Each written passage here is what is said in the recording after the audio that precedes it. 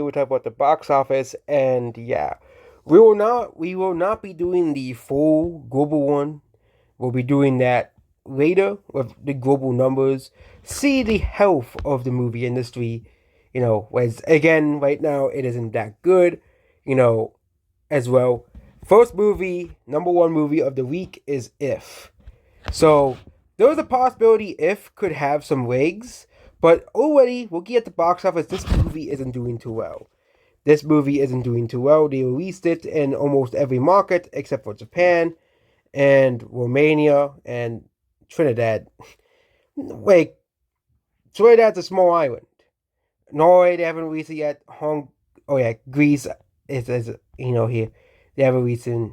Yeah, basically like five markets they have that release it in, and no one is watching this movie. Again, Hollywood's people's apathy towards non-franchise movies is 100% Hollywood's fault. Okay, not our fault, not the Phantom Menace's fault, not any YouTuber's fault, Hollywood's fault. Okay, and now Hollywood, Hollywood, oh, yeah, we're including the actors and actresses, the directors, all of the Hollywood system. Okay, no, and we could go over it multiple times, but one, we're gonna go over several reasons why non-franchise movies continue to fail. One, Marvel movies. Yes, Martin Scorsese was correct. Yes, a lot of the older Marvel movies do have pretty good stories, but Martin Scorsese basically was warning us that Marvel movies were basically oversaturated the market with sequels, reboots, and stuff. He was completely correct about that. And basically anything original, no one want to see because people will save their money for the next big flashy movie. And that's kind of how it's always been. Those types of movies always make the most amount of money. We're not gonna be complaining about that. Like, oh yeah. But again, in the 2000s and 90s, 80s, and 70s, a lot of the highest grossing movies of the year were original movies or non-IP movies or non-franchise movies, as they call them. Okay, if as yet another victim of a non-franchise movie of no interest in seeing the movie now a part of a franchise. A lot of people say this movie is also pretty mediocre as well, which again, looking at the trailers and stuff, the movie kind of looks like an movie. I know the fandom fans are like, "This movie, people, you need to see this movie because there's family values." Okay, if a movie is mediocre, no one gives a crap about that bullshit. Okay, if a movie is mediocre, people are not gonna want to see it. Okay, it's just that simple. Okay, you know, again, I don't like Rotten Tomatoes, but a lot of people are saying this movie is meh. It's passable. Okay, and again, the problem is there's a lot of movies that are also passable that make tons of money. Frozen 2, Incredible 2, and you see the problem here? Those movies are part of a franchise. They are sequels. But if we're not gonna watch it because it's an original movie. Yeah, we're not gonna watch it. It's original. We're not gonna take a risk with it. For Frozen 2, oh yeah, let's give it $1 billion. A Lion King remake, give it $1 billion. See the problem here? I know I'm using Disney movies, but Incredibles 2, $1 billion. We're gonna use a non-Disney example. Minions, $1 billion. Rise of Skywalker, $1 billion. Okay, and even like a lot of higher grossing movies like Fast and the Furious sequels, hundreds of millions of dollars for those movies. But if and anything non-power franchise, they'll be like a no-so. Okay, and I think this is Hollywood's biggest problem. Okay, because a lot of people do like some of the actors and actresses in the movie, but people just don't care. Okay, actors do not sell movies anymore. They really do not. Okay, if they'll be wondering what if it made money at the box office. That will be what they'll be wondering 100%. What if made money at the box office? That would be a what if people will be wondering about. And they don't even give it 4,000 feeders too. And no one cared. Kingdom of the Planet of the Apes, the movie, has made $247 million globally. They have not updated the international numbers for this movie, so likely the number is likely way higher. But again, they have not updated the global total outside the US, I think. What was the original opening? I think it was, the movie opened to 50 million. Okay, it had $73 million internationally. Okay, so they have updated the global total for this movie. The movie made $247 million. It still has a long way to go for it to break even and make money, but this movie is performing very similar to War of the Planet of the Apes. I predicted that this movie would end up going around like 90 million on its second weekend, but actually overperformed slightly by my predictions, and it actually ended up making 100 million. I was predicting it would like drop like 60%, but actually only dropped 50%, 55%. So this is actually decent for Disney. Yes, Disney finally could have a successful movie on their hands if this movie continues to have good ratings, domestic and international, or at least better than expected ratings, as well. The midweek ratings were not that good, but if you compare this to the last movie in the franchise, you know, War of the Planet of the Apes, it is doing actually better than War of the Planet of the Apes did in its original box office run.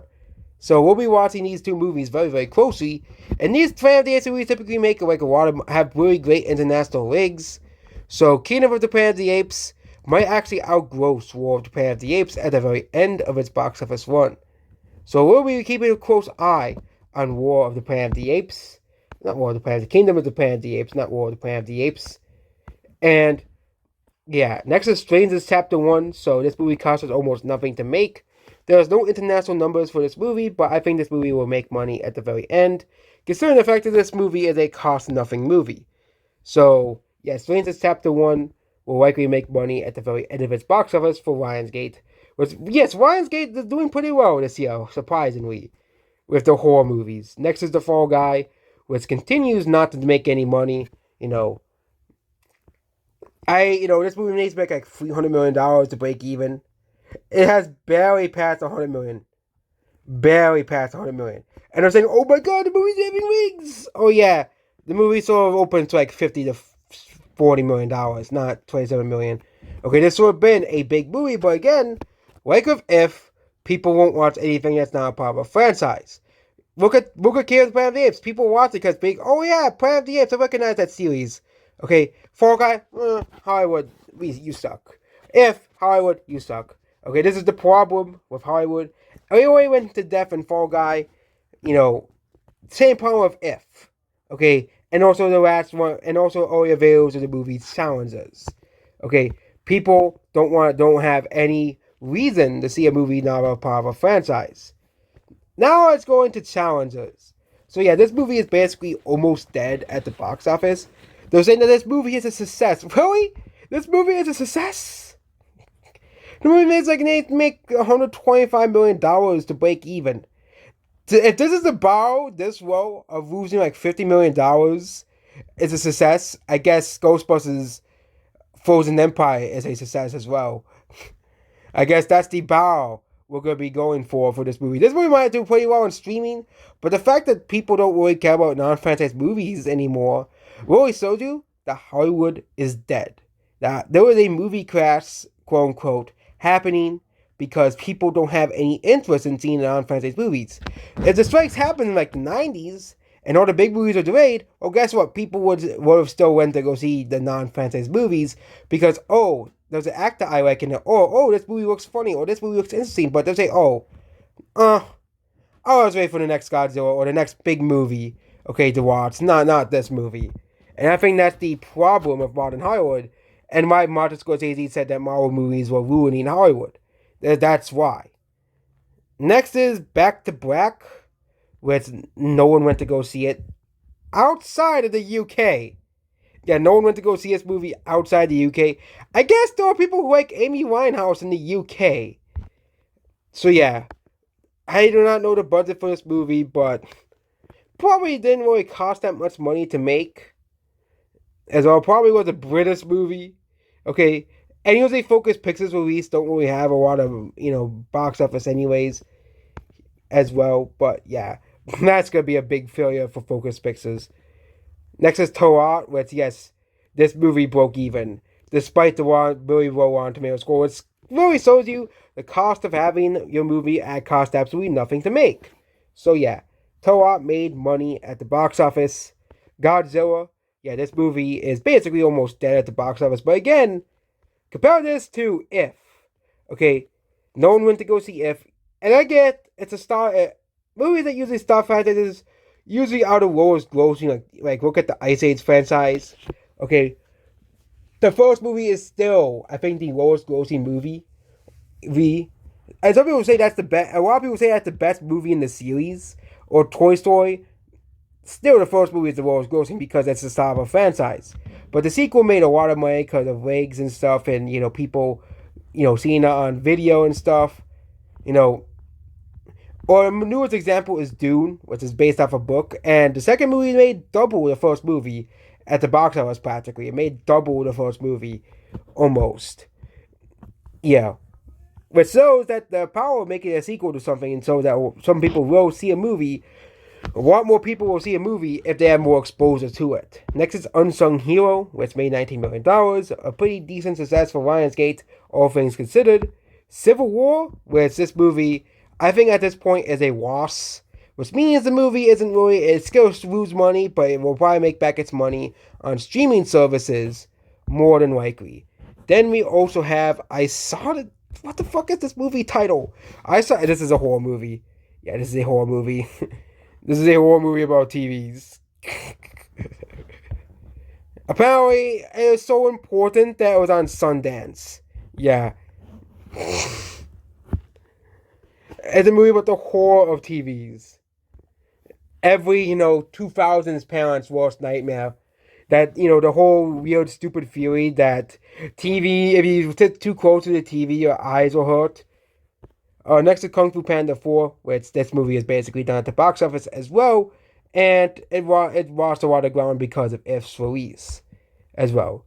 We'll definitely keep an eye on the newer movies box office, obviously, over the next couple of weeks. But yeah, there we go about the box office here and of the updated box office sales.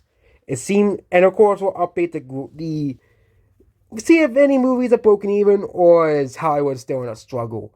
Yeah. Goodbye.